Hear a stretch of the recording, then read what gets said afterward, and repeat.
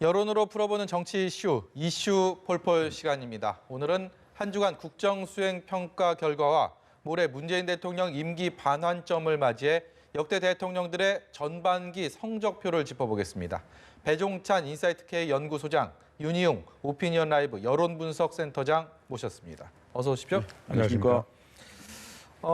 이 지난주까지 대통령의 국정수행평가가 3주 동안 긍정평가 오름세가 있었는데 한풀 꺾였습니다. 제 소폭이긴 하지만 긍정평가가 부정평가보다 높았는데 글쎄요, 왜 하락이 됐는지 어떤 원인이 작용을 했는지 어떻게 보십니까? 원래 이 대통령 지지율이라는 건 오르락 내리락 하는 겁니다. 이제 네. 얼마만큼 그 폭이 크냐 적으냐의 차이일 뿐인 것이고요. 3.3%가 빠지고 네. 부정평가가 4%포인트가 올랐다는 거는 그게 작지 않은 숫자 아닙니까? 글쎄 뭐 그렇기는 한데 네. 대통령의 지지율이 올라갔던 것은 우리가 애도 국면도 있었고 네. 또 지지층이 뭐 결집을 하는 것도 있었고 한편으로는 또 이제 임기 반환점을 도는 상황에서 이제 대체적으로 대통령의 국정수행 평가를 할 때는 네. 뭐 검찰 개혁 쪽보다는 네. 또 우리 유권자들의 관심, 국민들의 관심이 경제 쪽에 또 초점을 맞추는 경우들이 있게 되는 것이거든요. 네. 한편으로는 또 최근에 북한의 태도 자체가 썩 대통령에겐 긍정적인 영향을 못 주는 그런 상황이 연출되지 않았습니까? 네. 이런 것들이 뭐 영향을 줄 수는 있습니다. 그러니까 대통령의 지지율이라는 걸 추세적으로 우리가 계속 봐야 된다는 이야기가 네. 이러다가 또 다음 주에는 또 이유를 통해서 대통령 지지율이 올라갈 수도 있거든요. 네. 그래서 너무 우리가 뭐 2~3%포인트 정도가 오르고 내리는 것을 너무 심각한 이유를 갖다 댈 필요는 없다. 하지만 지금까지 한 2~3주 계속해서 올라갔던 이유는 지지층의 결집, 또 중도층의 기환, 또 애도 국면 이런 것들이 아우러져서 네. 대통령 지지율이 올라갔었는데 또 올라가다 보면 또 더 올라가기 힘든 지점까지 올라가는 상황에서는 조금 더 내려오기도 하는 것이죠. 네, 일단은 아세안 플러스 3에서 네. 일본의 아베 신조 총리와의 그 환담이 크게 작용한 것 같지는 않습니다. 예, 그렇습니다. 일단은 지금 뭐 아까 이제 우리 배 소장님 말씀하신 것 중에서 보면은 이 대통령 국정 지지율이라고 하는 것은 우리가 지지율 표는 이제 관용적으로 잘 쓰긴 합니다만은 대통령이 이제 일을 잘하냐 못하냐, 네. 이제 업무 수행에 대해서 어떻게 평가하냐 이렇게 질문을 하는 것이니까 사실 이제 정치적 지지 여부와 약간 다른 측면들이 있어서 그때 그주의 어떤 네. 이제 행보에 따라서 또는 메시지에 따라서 평가가 달라지는 측면이 있기 때문에 뭐 오름세 내림세가 이제 있는 것이라고 할 수 있을 텐데 지난주 같은 경우 어쨌든 북한의 방사포 발사 건들 있었고 예. 또 청와대 국감이 어쨌든 이제 좀 파행 논란되는 측면이 있었고요.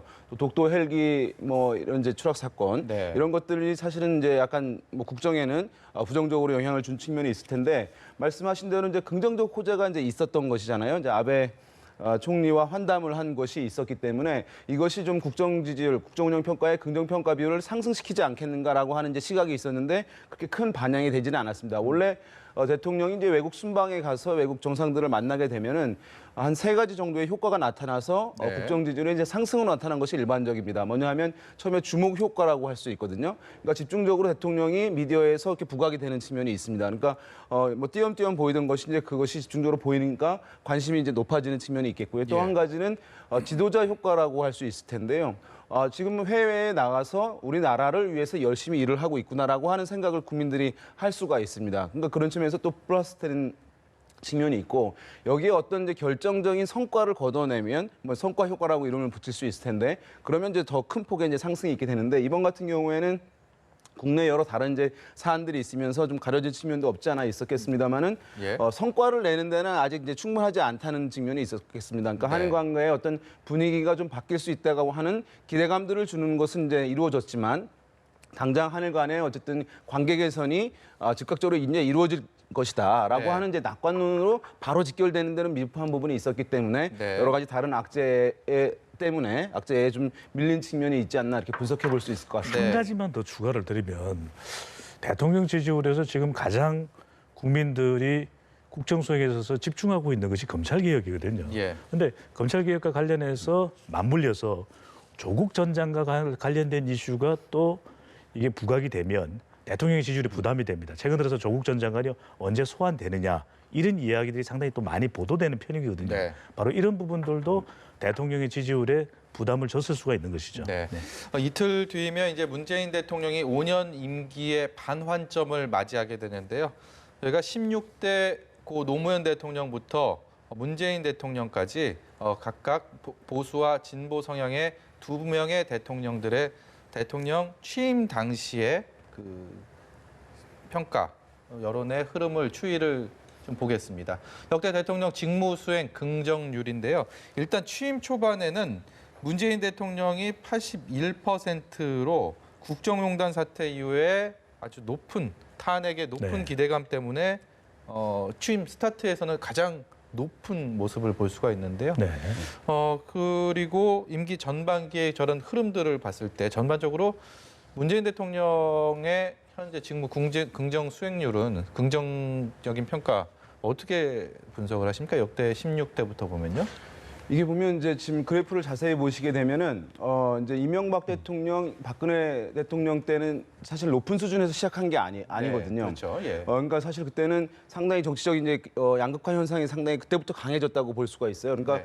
원래 취임하는 대통령에 대해서 높은 기대감으로 상당히 높은 수준에 시작하는 것이 원래 이제 패턴이었거든요. 김영삼 전 대통령, 김대중 전 대통령도 뭐 70% 이상에서 이제 시작을 한 것인데 네. 지금 이제 이명박, 박근혜 전 대통령은 이제 그렇지 않았기 때문에 상당히 이제 보수와 진보가 나눠져 시작을 했기 때문에 처음부터 이제 일정 수준에서만 시작을 이제 한 것이라고 볼 수가 있는 것인데요. 네. 그런데 지금 이제 문재인 대통령 들어서 초반에 굉장히 높은 수준에서 시작을 했다는 것이 이제 특이한 점이긴 합니다. 81%요. 예, 그것은 이제 앵커께서도 말씀하셨습니다만은 바로 직전에 어쨌든 국정농단 사태가 있었고 대통령제 탄핵이 있던 상황에서 그러면서 이제 이전 정부에 대해서 또 이전 정권에 참여했던 대통령이라든가 정치인에 대해서 부정적 인식이 상당히 강하고 그래서 어떤 새로운 사회를 만들어야 된다고 하는 국민적 공감대가 이루어지면서 문재인 대통령에 대한 이제 기대감들이 초반에 상당히 사회개혁에 대한 기대감들로 나타나게 되면서 시작할 때도 상당히 이제 80% 가깝게 네. 높게는 이제 나타나는 지점이 있었다고 할 수가 있겠고요. 그래서 이제 바로 이 전 정부와 이제 비교를 하게 되는 측면이 상당히 컸습니다. 그러니까 권위주의적이었던 이제 지난 정부다. 근데 굉장히 소통을 강화하는 정부다라고 하는 이제 이미지가 초반에 상당히 부각이 됐던 측면이 있었고, 네. 그래서 이제 이전과는 이제 다른 뭐 변화 이런 기대감들이 문재인 대통령 초반 국정 수행 평가에서의 긍정 평가를 상당히 이제 높게 나오게 하는데 영향을 준 것으로 볼 수 예, 있습니다. 그 4명의 대통령 그 긍정적인 평가 수행률 한번 좀 다시 한번 볼까요? 지금 네. 3년 차, 그러니까 반환점을 앞둔 상황에서 보면 문재인 대통령이 45%고 그렇게 비교해 봤을 때 그게 낮진 않습니다. 가장 높은 거는 이명박 대통령 시절이 49%로 나왔고 고 노무현 대통령과 박근혜 대통령 같은 경우는 각각 34%, 36%. 그러니까 문재인 대통령의 지금 45%라는 수치는 저 반환점을 맞은 상황에서만 봤을 때는 그렇게 뭐 낮은 건 아닌데 일단 시작했을 때 너무 높았기 때문에 상대적으로 낮아 보인다 이렇게 볼 수 있을까요? 그렇죠. 우리가 역대 대통령 지지율을 분석을 할 때 노무현 전 대통령과 문재인 대통령의 임기 시작하자마자 지지율이 상당히 높게 나오거든요. 그런 네. 이유는 뭐냐면 이게 국정 운영 스타일이 중요합니다. 대통령을 볼 때는 임기 초반에 무슨 성과가 있어요? 없죠. 네. 그런데 이때 이 소통을 하는 그런 모습이 상당히 파격적이에요. 노무현 대통령도 그랬고 문재인 대통령도 막 셀카를 찍고 네. 또 직전 정부와 비교될 정도로 소통을 잘했거든요. 직전에 박근혜 대통령은 임기 막바지에 거의 이 불통 이미지가 굳어지는 상황이었는데 네. 기저효과라고 해서 직전 정부랑 비교가 되니까 소통을 더 잘하는 것으로 평가를 받는 것이거든요. 근데 임기 반환점을 도는 지금 시점에 문재인 대통령의 네. 긍정평가는 상당히 좋습니다. 네. 잘하고 있다. 근데 문제는 뭐냐면 역대 다른 대통령과 비교를 해보면은 부정평가가 극단적으로 나누어질 정도로 상당히 높다고 네. 볼 수 있는데 바로 이 점에 우리가 주목을 할 필요가 있는 것이죠. 네. 무엇보다도 소통을 강조했었던 문재인 대통령이 임기 반환점을 도는 시점에서는 대부분의 소통 점수가 사라지고 있는 것, 네. 양극단으로 나뉘어지고 있는 것에 대해서 앞으로 이제 임기 후반기가 더 중요한 것이잖아요. 예. 이 동력을 국정개혁과 이 국정 이 공약 과제 이행에 동력을 가져가려면 지금부터 더 중요한 것이 사실은 네. 이 국민 통합 또 대통령의 정책적 소통, 네. 바로 이 능력에 달려 있다고 봐야 네. 되겠죠. 그 노무현 전 대통령 당시 상황 좀 보겠습니다. 2003년 2월 달에 60% 긍정평가로 임기를 시작했는데 결국은 같은 해 4분기 뚝뚝 떨어지다가 22%포인트, 그러니까 거의 3배 가까이 떨어졌는데 당시에 어떤 일이 있었을까요? 예, 그러니까 노무현 전 대통령 같은 경우에는 사실 한 3개월 지나면서 이제 30%대로 이제 추락을 한 상황이 있었습니다. 그러니까 당시에는 뭐 여러 사건들이 있었는데 초반에 이제 측근 비리 의혹이 좀 상당히 이제 크게 불거진 측면이 있었고요. 네. 그다음에 이제 대북 송금 특검을 이제 하지 않았습니까? 예, 초반에 예. 그러면서 이제 노무현 대통령을 이제 후보 때 지지를 했던 호남에서 상당히 반발을 하면서 이탈이 이루어진 네. 겁니다. 지지층에서 이제 반발이 있었던 것이고요. 그러면서 또 이라크 파병 논란이 상당히 뜨거웠던 것이거든요. 네. 그러니까 지지층 내에서도 이라크 파병에 대해서 반대하는 기류가 워낙 강했기 때문에 진보층에서도 또 이탈이 있던 측면이 있었습니다. 네. 그러니까 지금 한 20%대 나왔다는 거는 지지층 중에서도 상당히 이탈이 컸다는 것을 보여주는 것이거든요. 예. 그리고 애초에 이제 시작할 때 노무현 전 대통령은 사실 그때 정몽준 후보와의 단일화를 통해서 사실은 후보가 됐던 것이기 때문에 그러니까 정몽준 후보에 관심을 가졌던 어떤 중도층, 중간층들이 이제 함께 있었는데 또 초반에 이탈을 하는 흐름들이 있었습니다. 그래서 이제 역대 다른 대통령에 비해서 상당히 좀 빠르게 네. 지지 기반이 좀 약화됐던 그런 이제 사례를 노무현 전 대통령이 좀 보여준 측면이 있다고 할 수 있겠습니다. 예, 그럼 이명박 전 대통령 취임 이후에 상황 좀 볼까요? 지금 취임 이후에 바로 떨어지는 모습입니다. 불과 3개월밖에 네. 안 되는 상황인데 긍정적인 평가가 쭉 빠진 모습입니다. 그 노무현 대통령과 이명박 대통령을 비교를 해볼 수가 있어요. 그러니까 이제 노무현 대통령은 왜 부정평가가 급격히 높아졌느냐. 대통령이 취임하고 난 이후에 노무현 대통령은 우클릭 행보를 합니다. 네. 대표적인 것이 또 이라크 파병도 문제였죠. 있지만 예. 더 주목해야 되는 게 경제적으로는 한미 FTA예요. 네. 상당히 저항이 있었지만 한미 FTA를 강력하게 적극적으로 추진해 갑니다. 그런데 이 대목에서 중요한 것이 국정 운영의 동력을 계속 살려가려면 좀 점진적으로 차근차근 우클릭을 해나가는 외연 확대를 하는 것이죠. 그랬을 필요가 있는데 네. 지지층이 떠나갈 정도로 급격한 이탈을 한 것이죠. 급격하게 우클릭 행보를 함으로써 대통령으로서는 오히려 더 평가를 받았을지 모르지만 네. 지지층이 이탈하는, 즉 결과적으로는 지지율이 낮아지면서 국정 운영 동력을 못 살려갔잖아요. 그런데 이명박 대통령 같은 경우에는 초반에 지지율이 푹 꺼집니다. 강우병 파동 때문에. 그런데 임기 중반으로 접어들면서 문제인식을 한 거죠. 그래서 뭘 하냐? 외연을 확대합니다. 그래서 바로 정책 메시지의 중도라는 표현을 써요. 친, 서민, 중도, 실용이라고 모든 좋은 용어는 다 갖다 붙였습니다. 네. 그러다 보니까 사람들은 구체적으로 정책이나 대통령의 국정 운영을 평가할 수 있는 상황은 아니거든요. 그렇다 보면 이런 메시지가 얼마만큼 빈번하게 적극적으로 전달되느냐가 중요한데 임기 중반으로 접어들면서 친서민 중도 이런 표현을 쓰면서 외연이 차근차근 늘어나서 네. 지지율 올라갔고 한편으로는 인사가 중요하거든요. 예. 그런데 정운찬 이 총리, 서울대학교 총장을 또 역임했던 인물이죠. 야권의 한때 대선 후보로 꼽혔던. 그렇죠. 예. 그런데 이 정운찬 전 총리가 이야기를 했던 주요 정책이 뭡니까? 동반 성장이에요. 네. 그러니까 너무 지나치게 기업 위주의 정책적 행보를 했던 이명박 대통령이 임기 반환점으로 가면서 이런 인물의 발탁을 통해서 동반 성장을 이야기합니다. 이러면서 외연을 확대해 나가는 이런 정책이 주요했던 것이죠. 네, 이번에는 박근혜 전 대통령 상황 좀 보겠습니다.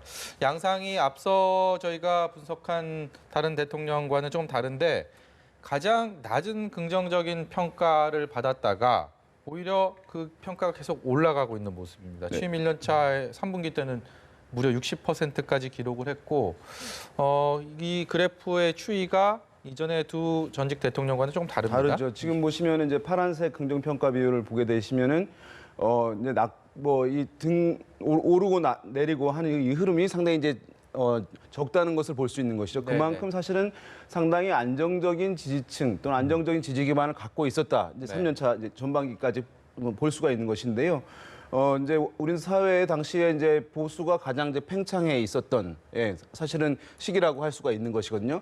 그리고 이제 여러 가지 다른 이제 뭐 긍정적인 정책도 편 부분도 없지 않겠습니다만은 박근혜 전 대통령에 대해서 이제 기존의 기성세대의 정서적 공감대를 상당히 강화시켰습니다. 네. 고조시켰기 때문에 어떤 정책에 대한 평가 여부를 떠나가지고 상황의 유불리라든가 이런 것을 이제 떠나가지고 대통령에 대해서 지속적으로 이제 안정적인 지지를 보내는 그런 현상들이 박근혜 전 대통령 같은 경우는 이제 상반기에 쭉 안정적으로 이어진 측면이 있었고 거기에 뭐 이제 외국 순방 효과가 역대 대통령보다 상당히 컸어요. 그래서 네. 외국에 한번 갔다 오면은 뭐 7%, 10%씩 밖에 뛰는 경향들도 많이 이제 있었거든요. 그러니까 그런 이제 현상들도 있었고요. 다만 이제 보면은 뭐 연말정산 이제 파동도 좀 2015년 가서는 이제 있었고 뭐 네. 담배세 인상 관련한 논란이라든가 또 건강보험료 개편 관련한 논란 이런 것들이 이제 좀 조금씩 국정 지지를 좀 하락시키는 이제 그런 요인으로 작동을 하긴 했었죠. 네, 이제 문재인 대통령이 이틀 뒤면 반환점을 맞고 집권 후반기를 또 준비해야 할 텐데 전임 대통령에 비해서 전반기 마무리하는 문재인 대통령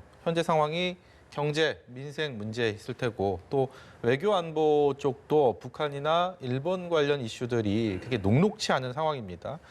이렇게 여러 가지 당면 과제들이 그렇게 낙관할 수는 없는 집권 후반기가 되지 않을까 이런 관측들이 많은데요. 그래도 위기는 기회라고 하지 않습니까? 지금 문재인 대통령이 워낙 높았던 지지율에서 낙폭이 크기 때문에 그런 우려를 하는 것인데 저는 경제도 그렇고 북한도 그렇고 당장 성과가 나기는 쉽지 않아요. 어떤 정책이 성과를 보려면 2, 3년, 3, 4년 걸릴 수밖에 없기 때문에 네. 지금 대통령의 부정평가가 상당히 높다는 데 저는 주목을 할 필요가 있다. 이것은 오히려 어떤 성과보다는 문재인 대통령에게 기대했던 우리 국민들의 이 소통, 정책적 소통, 또 야당과 더 협력하는 모습을 보여주는 대통령의 노력, 바로 이 부분에 더 주목을 하게 되거든요. 저는 네. 무엇보다도 대통령이 당장의 성과에 집착하기보다는 이제는 선택과 집중을 할 필요가 있습니다. 다 할 수가 없거든요. 경제정책 중에서 어떤 것에 집중할지, 대북 관계에 대해서는 비핵화 현실화를 어떻게 이끌어 나갈지 이런 네. 부분도 중요하고 무엇보다도 중요한 것은 검찰 개혁을 좀 순조롭게 국민 통합적으로 해나가는 것이 중요한데 가장 중요한 것은 저는 이 국민 통합입니다. 얼마만큼 정책적 소통을 하느냐. 그래서 거두어들였던 광화문 시대를 다시 한번 빛볼 수 있게 하는 이 청와대의 고민이 있다면 정말 우리 광화문으로 출퇴근하는 대통령을 보는 것만으로도 국민들의 생각은 달라질 수 있거든요. 저는 그런 태도를 대통령이 보여줄 때 임기 후반기가 위기일 수도 있지만 또 상당한 기회일 수도 있다. 네. 이렇게 전망해 봅니다. 청와대가 아닌 광화문으로 출근하는 대통령의 모습. 이 또한 역대 대통령들이 그 반환점을 앞두고 내밀었던 여러 가지 그런 회심의 카드 중에 하나가 되지 않을까. 뭐 문 대통령의 공약이기도 했고 거기에 대해서 네. 배종찬 소장께서 말씀하셨는데 지금 이금 추세들을 좀 반전시킬 수 있는 여러 가지 카드를 청와대에서도 고민을 많이 하고 있을 것 같아요. 맞습니다. 이제 역대 대통령들도 사실은 이제 중반 지나가면서 이제 대통령들이 이제 시간이 절반밖에 안 남았구나라는 생각을 하게 되거든요. 그러면서 국정 동력은 또 초반에 비해서 많이 약화되어 있는 상황이고, 그러면 성과나 결실을 내기에는 시간이 이제 부족하다라고 하는 이제 인식들. 그러면서 마음이 상당히 바빠질 수밖에 없는 시기입니다. 그래서 이제 뭔가 이제 국정 동력을 확보하기 위한 회심의 카드를 이제 준비를 하게 되는 것인데요. 뭐 노무현 전 대통령도 이제 사실 실패로 돌아갔지만 이제 연정론 내세우기도 하고 김대중 대통령 이제 남북 정상회담 있었죠. 하기도 예. 했는데요. 지금 이제 문재인 대통령 또는 현 청와대도 그런 고민을 이제 하지 않을 수 없는 상황인데 우리 배 소장님 말씀하신 대로 남북 관계 개선이라든가 또 경제 상황 같은 경우는 지금 당장 성과를 내기 어려운 측면들이 있다는 것. 그런데 그렇기 때문에 지금 약간 중도층에서 이반대인 것들을 복원하기 위해서는 말씀하신 이제 소통에 대한 행보, 그다음에 이제 국민 통합적 행보. 지금 조국 전 장관 사태로 사실 이제 국민이 좀 분열된 측면들이 있거든요. 그러니까 통합의 행보들을 사실은 그래서 어떤 정파의 수장이 아니라 전 국민의 대통령 리더다라고 하는 모습을 보이기 위한 통합의 행보를 좀 더 강화를 한다면 이것이 어떤 추상적으로 들릴 수 있겠습니다만 그걸 강화한다면 좀 이반대였던 중도층 같은 경우는 아마 대통령 긍정평가층으로 아마 복원될 가능성도 적지 않다고 할 수 있거든요. 아마 그런 부분에서 여러 가지 행사들, 회심의 카드들을 아마 준비하고 있지 않을까 예상을 해볼 수 있을 것 제가 같습니다. 짧게 말씀드리면 결정적 회심의 카드는 이슈 폴포를 계속 대통령께서 보시면 될 거예요. 예, 이슈 폴폴 마치겠습니다. 여론의 민심에 분석하는 전문가 중에 전문가 배종찬 인사이트K 연구소장 윤희용 오피니언 라이브 여론 분석 센터장이었습니다. 고맙습니다. 감사합니다. 감사합니다.